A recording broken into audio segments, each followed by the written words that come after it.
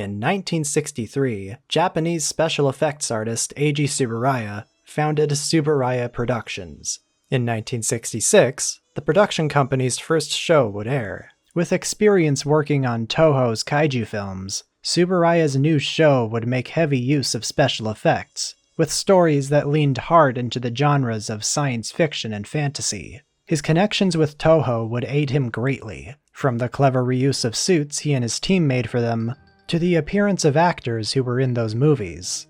Conceived with the title Unbalance, one that remains uttered in the finished product,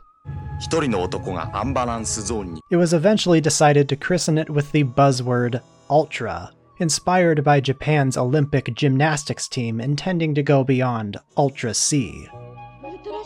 For the next 30 minutes, give or take some time for the patron readout, I'm gonna tell you about a little show called Ultra Q.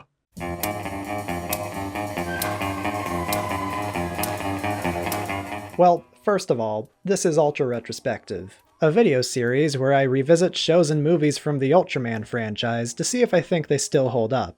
And I guess this is the new unofficial start to the series.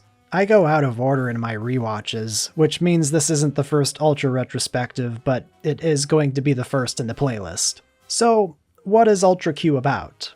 To put it to definition, Ultra Q is a science fiction anthology series that, with a handful of exceptions, tells stories of giant monsters, with a through line of 3 characters: Jun, Yuriko, and Ippei. This sets Ultra Q apart from Western contemporaries like the Twilight Zone or The Outer Limits, by having the notion of continuity. Yuriko is a journalist who investigates and reports on strange occurrences. Jun is an aviator, and Ippei is his dim-witted assistant. The strange occurrences they investigate, more often than not, result in a monster attack that requires the episode's characters to brainstorm and find a way to defeat it. These 3 aren't always the catalysts for these adventures, but they are a consistent presence in the show, who often act as observers to the spooky shenanigans.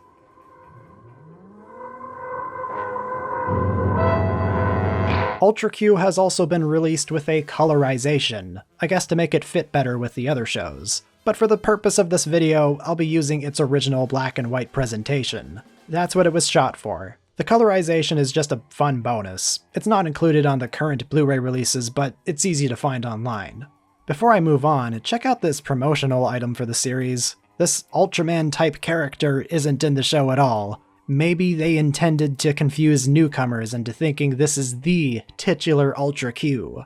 This might have been something Chayo put out when they thought they owned the series, but I don't know for sure. Yes. For fans of Toho's kaiju movies, going into Ultra Q may be a pleasant surprise. A ton of actors from Toho's stable make appearances here. The familiar faces aren't exclusive to the actors. Several props and suits from Toho's films, usually ones supervised by Eiji Tsuburaya to begin with, make appearances here. Even some familiar sound effects.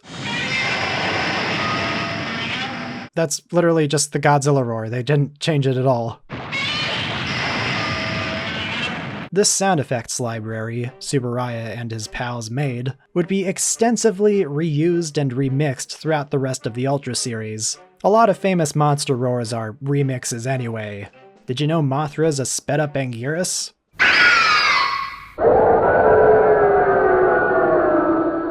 Anyways. Fuck your life. Bing bong.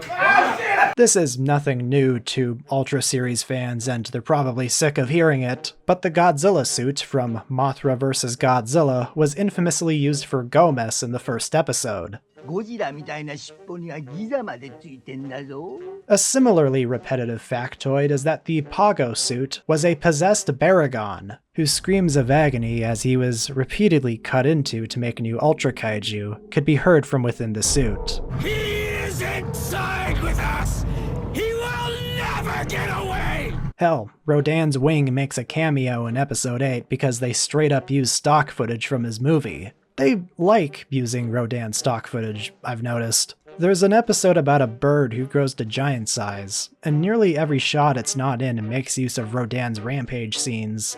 This show may have been one of the most expensive in Japan up to this point, but you can still see some cut corners. Even with that in mind, it's important to remember that this show was the first of its kind, rhyming intentional. It was a TV production that aimed to capture the spectacle of monster movies seen in movie theaters, but on a budget spread across 28 episodes. While primitive by today's standards, it is fun to watch, and it certainly has its impressive moments. I like all the wide shots used during the monster attack scenes. It reveals the full breadth of the sets. Stuff like that is great for scale. This is part of the appeal of tokusatsu to me. You know it's not real. Realism is a neat bonus if it can be pulled off. But being able to see how an effect was pulled off with visible wires and whatnot is revealing of the production process, and I find that charming. Some of these effects could absolutely be done better, but it's so goofy and charming that I have a hard time accepting it any other way for this show.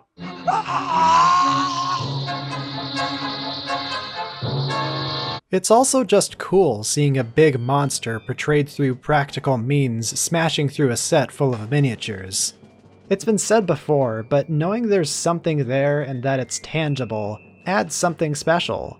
Which isn't to disparage computer-generated effects, but for the most part, it's immediately obvious that it's not there. There's just a special appeal to suitmation. There's a reason why people like it. When fans recommend Ultra Q, a common comparison I see brought up is that it's a Japanese version of the Twilight Zone with more monsters. Well, this is good shorthand to convey that it is a similarly formatted anthology series. Let's actually analyze the similarities and differences between the two, just for the kick of it. Ultra Q shares similarities with Rod Serling's show in that it's a black and white science fiction anthology series. Both have episodes that are opened and closed by narration. The Twilight Zone has its own share of monster episodes, and both have more fantasy and supernaturally inspired concepts than hard science fiction. But the differences start when you look at the structure of an average episode. Almost every Twilight Zone episode had a factor of irony. Characters were often punished for their sins and vices, or were trapped in a spooky situation that results in a twist ending. And that's what Ultra Q lacks for the most part. Not every Twilight Zone episode followed that exact format, much like how Ultra Q doesn't always follow its own, but Zone's more famous episodes did follow that format. The irony and pervasiveness of twist endings is why an accurate alternate title for Twilight Zone would be Spooky Gaslighting. Because of the ironic punishments and supernatural harassment many of its one-off characters were subjected to. I'm Hitler. I'm in a bunker. It's the end of the war. Ultra Q's format is instead heavily rooted in the realm of giant monster movies. A monster is revealed, the characters discuss how to stop it, a weakness is found, and if they're feeling extra spicy, they'll throw in a creepy moment to leave the viewer with. That isn't to say Ultra Q is worse because it lacks the irony factor, but it makes the comparison more tenuous, I find. Some episodes feel like Twilight Zone premises, if only for a moment before it switches things back to its own style. But a majority of them are structured like monster movies, with all the tropes and characters you would expect, crunched down to a half-hour time slot. In that sense, Ultra Q is more comparable to The Outer Limits, another American anthology series with stories that resembled American science fiction movies and novels, often featuring monsters and aliens, not too dissimilar to Ultra Q's format.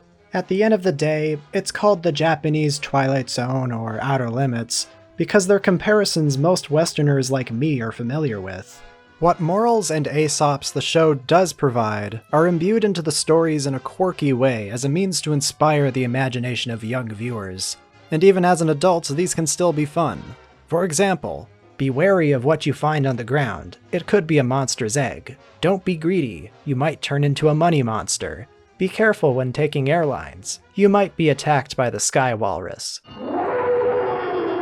You know, stuff like that. So, instead of saying Ultra Q is the Japanese Twilight Zone, say it's a science fiction fantasy anthology series with a Monster of the Week format and influenced by two Western shows with a similar format. That's, much simpler to say, right? It's basically Japanese Twilight Zone. It's okay. The show has its goofier moments. The kaiju are often portrayed as big and clumsy, tripping and stumbling over crap to undercut the tension. There are a number of kid-centric episodes where something goofy happens and they scream "Banzai!" Some episodes are straight up going for something spooky. It's an anthology series. It makes sense for the tone to be different from episode to episode, but what makes Ultra Q extra strange is how that tone can shift within the episode. I'll discuss that when I start talking about the individual stories. Okay. There isn't that much to the recurring characters here. They're a quirky little ensemble that works for the show's anthology format, but their characterization doesn't run that deep. It's fine, but there could be a little more, I think. There's an incident in the very last episode that paints the two of them as straight-up assholes, but I'll get to that later. Point is, with the exception of maybe Ippei, they're not too endearing. Kunio Miyauchi's score for Ultra Q is pitch perfect, complementing the show's creepy, sometimes goofy-tinged atmosphere. That title theme is iconic, when it plays over the usually entertainingly edited opening credit sequences. It's the perfect way of getting the viewer in the mood for a strange tale. Much of the score was reused and remixed for the next one, so it's a style that you get very used to. Like I said, a lot of episodes from this show are basically monster movies crunched into a half-hour time slot. And if I could be honest, these episodes don't always hit for me. They're not bad. The monsters are usually a lot of fun to look at. But I'm very genre-savvy at this point, and a lot of these stories feel run-of-the-mill, going through the motions of a monster movie. It's fun seeing monster smashy. That's never not entertaining. But I think the best episodes of Ultra Q are the ones that throw curveballs, in addition to providing the fun of monster movies. So far, I think I've undersold just how strange Ultra Q can get. Take for instance the episode Grow Up, Little Turtle. It's decidedly more geared towards a younger audience, with some caveats. It follows a boy with a wild imagination named Taro, immediately drawing comparisons with the Urashima Taro folk story, the same one that Ultraman Taro would later draw from. He's later kidnapped by bank robbers after they make away with his pet turtle. Seemingly with the power of his imagination, his turtle grows to giant size and he's able to escape. From there, the plot has vague similarities to the folk story, with it ending in a whimsical sequence where he flies through the air and meets with a princess who scolds him for being a liar. Here we see some of the Ultra series' bizarre tonal shifts taking shape for the first time. It's a fairly serious situation, a boy getting kidnapped, but it gives way to a series of strange, whimsical events, made extra bizarre if you're not familiar with the story it's inspired by. One of the strangest episodes focuses on the first public use of a futuristic bullet train. Ippei sneaks on board and he happens to be carrying a suitcase containing a genetically engineered creature named M1. I guess you could say they're thematically related in that they're both the result of humanity's scientific prowess, but it takes a special kind of strange to come up with something as funny looking as M1. Even the showrunners didn't know what to make of him, or even where he came from. To quote Eiji Tsuburaya, he kinda just showed up on set one day and threatened to break our kneecaps if we didn't write him into our bullet train episode. Trains are his hyperfixation, you see. Please send help. Not sure what he meant by that, but it results in an entertaining episode. Big fan of how the episode goes off the rails too. M1 takes control of the train, and when it's stopped, it causes him and a stowaway kid to fly into space.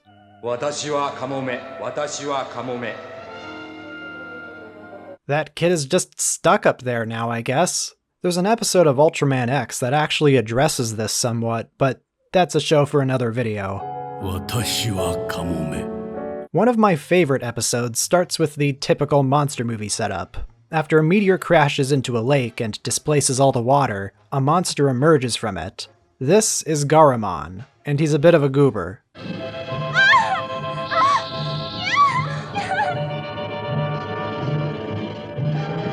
What's so hilarious about the whole thing is that everyone else is taking this seriously, but then it cuts back to Garamon, and it's nearly tripping over houses and throwing tantrums. It reminds me of the giant claw, how the actors were taking the movie seriously despite the monster being so goofy looking. This at least seems intentional. I mean, I don't know if they knew what the monster looked like when they were filming, but there's already a precedent for the show being silly.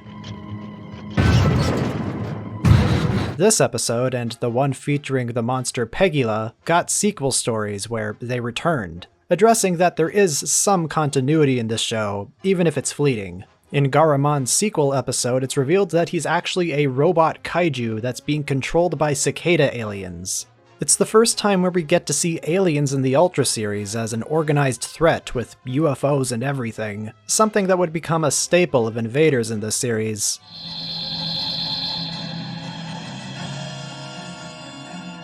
One of the more outwardly ironic episodes comes in the form of Kanegan's Cocoon, where a greedy kid gets turned into a monster who needs to eat money to survive. There's this creepy sequence where the kid turns into Kanegan that shows all this weird, surreal imagery. It's somewhat incongruous with the rest of the episode tonally, but I like it a lot.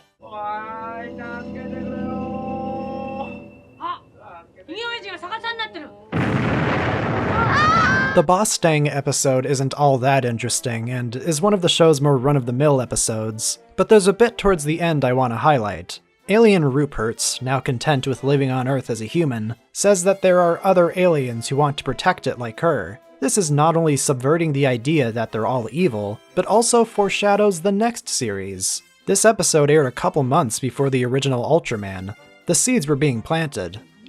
あなたのお隣の方、その人も宇宙人かもしれませんよ。 There are a few episodes of this show with premises not too dissimilar to the Twilight Zone. One of them is the 1/8 Project, which sees Yuriko accidentally participating in an experiment to shrink the human population, to create more space for housing, and she has to deal with the legal ramifications of participating without the required paperwork. This feels like a Twilight Zone premise in the sense that it's addressing a humanitarian crisis and making a little science fiction story out of it. Even if you shrink a whole block, that doesn't resolve the spacing issue. Overcrowding is still going to be a problem. It even has a twist ending, albeit a very cliché one. It's pretty high concept, and it does result in this entertaining sequence where Ippei and June are monster-sized, compared to the shrunken town. Another episode that rings of TZ is the disappearance of Flight 206.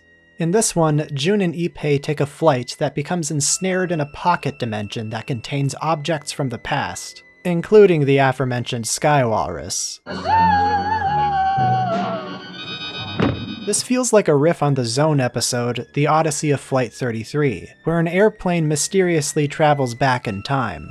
In that one, their only encounter with a monster is a brief glimpse of a stop-motion brontosaurus, so much of the tension is built by staying inside the cockpit, as they're unable to land. In Ultra Q, they spend more time from the passenger's perspective, and go for straight thrills by having the plane land, and introducing a more external threat in the form of a criminal who happens to be on the plane. It's also got some hilarious English-speaking actors. Certainly, I can fix it. Cut the circuit! Now that I think about it, both stories draw similarities with Stephen King's The Langoliers, or at least the cheesy mini-series I'm more familiar with. You're scaring the little girl. Scaring the little girl! Both that mini-series and the Q episode end with ridiculous-looking monsters.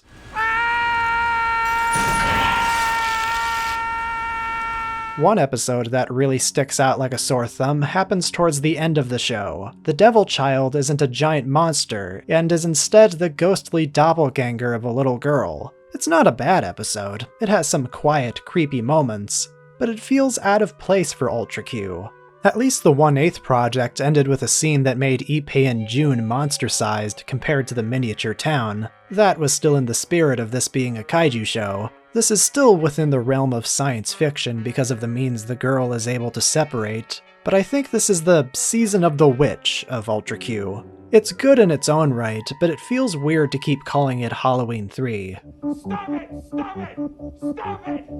Stop it! Stop it! Episode 19 features my favorite monster from the show, an alien named Kemmer from the year 2020 who uses goo he spits from a dongle on his head to kidnap people. I think Kenji Sahara just wanted to show he could wiggle his ears in this shot. That's the only reason why he does it. One of Q's more endearing stories comes in the form of Blazing Glory, which follows a boxer named Joe, who relies on his pet lizard named Peter to predict his victories. But one day, Joe goes missing, and it's eventually discovered that he's become a clown. As Peter predicted, he would be knocked out in the next match, so he decided to change his profession altogether. Oh, yeah, and Peter can grow into a guy in a suit.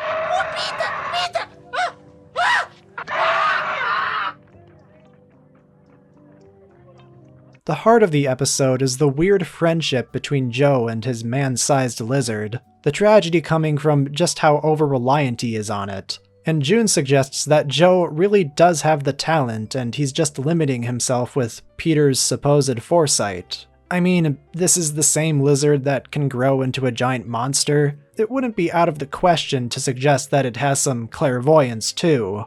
But that's beside the point. I really like this episode. It's got some stylistic transitions, like this scene where Joe's head is composited against a flashback, or this moment where the scene splits like paper. Despite how utterly strange the situation is, it's the melancholic, yet ultimately optimistic vibes that make it truly special. We love you, Peter. The show's final episode is a strange one to discuss. This is an anthology series, so it wasn't building up to anything, but it's a lackluster story to end on if you're watching these in chronological order. I don't mean to harp on a specific moment for too long because it doesn't take up that much of the episode, but with how basic the characterization of the trio is, it leaves an impression. So throughout the series, a romance between June and Yuriko has been hinted at, and Ippei has always been an awkward, platonic wheel in that relationship.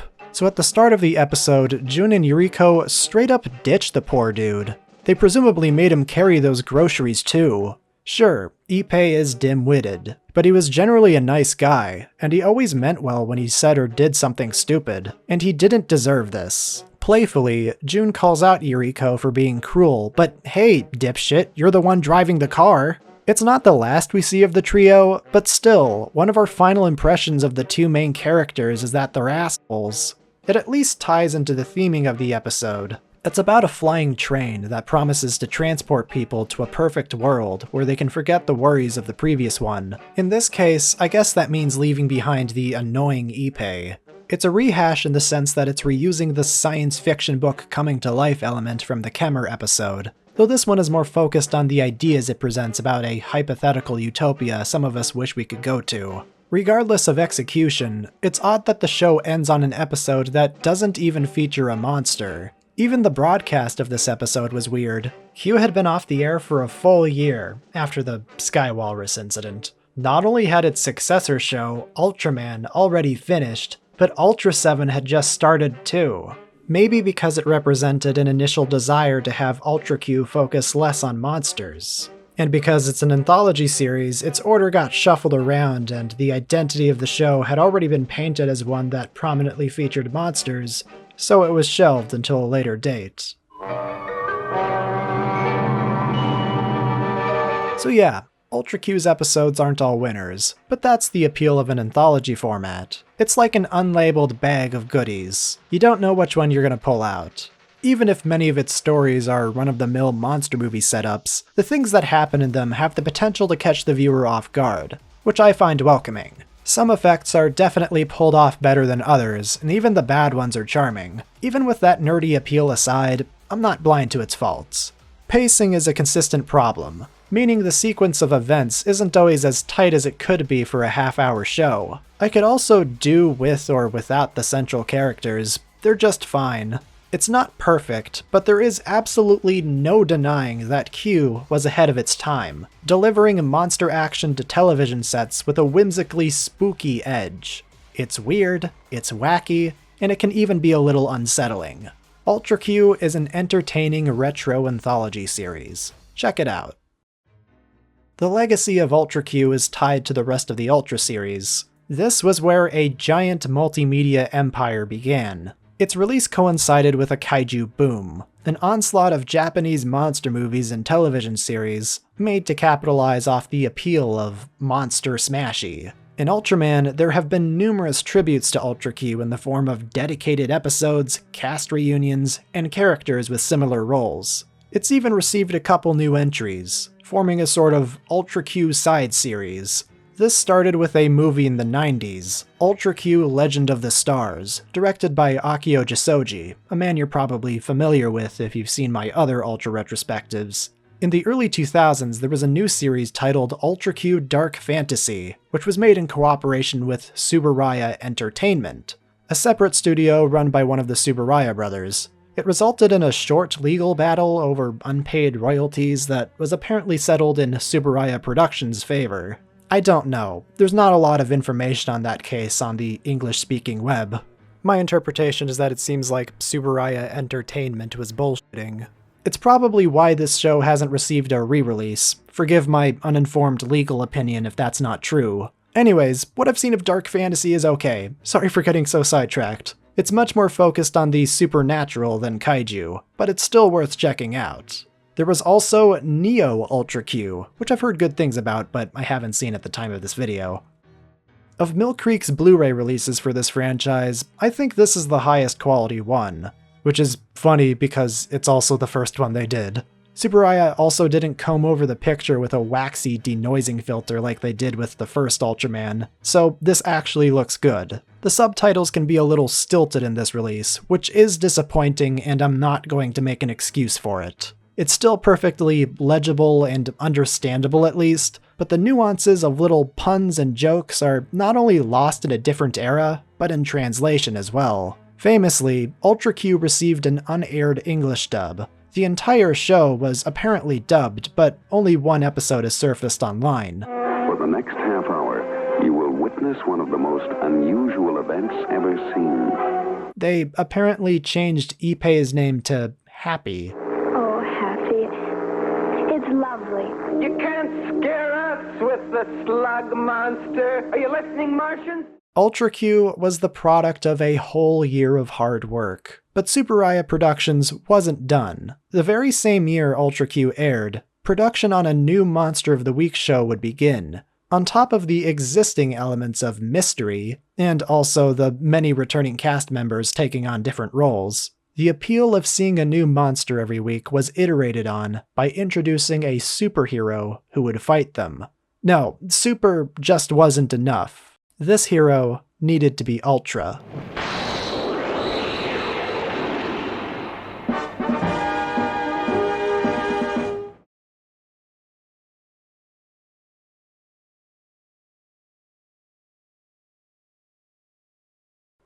Hey, thanks for making it to the end of the video. I know it's been a hot minute since the last Ultra Retrospective. Sorry about that. I'll try to make the next one happen next month. So anyways, thank you to the top tier patrons who contribute in making videos like this possible. Eric Guzda, Janos Firewalker, Easterman, Macho Mantis, Jackson Flint, Manila Fan, Senpai, Gomo Rhaegor, Golden Made Me an Ultraman Fan, Navek15, Jacob Hinch, Dude Bro, Alistair Gilmore, Seamus Kelly, Anonymous Euronymous 1349, Fujoshi Urinal, Grazio, Driller, JCS, Rhyme & Ruin, Mulan Nguyen, Irrelevant 402, Hey I'm Mooney, Krazak53, Komen, Queer Kaiju, Chronicler Waba, Alcoholic Alligators, Ryan Santa Cruz, Avok Robot, The Antagonist, Godzilla Rich, It's God Z, Big Odilo, An Actual Dimetrodon, CMG, Red Commentary, and Marpzilla. Thank you all very much. Ultra 7 is next.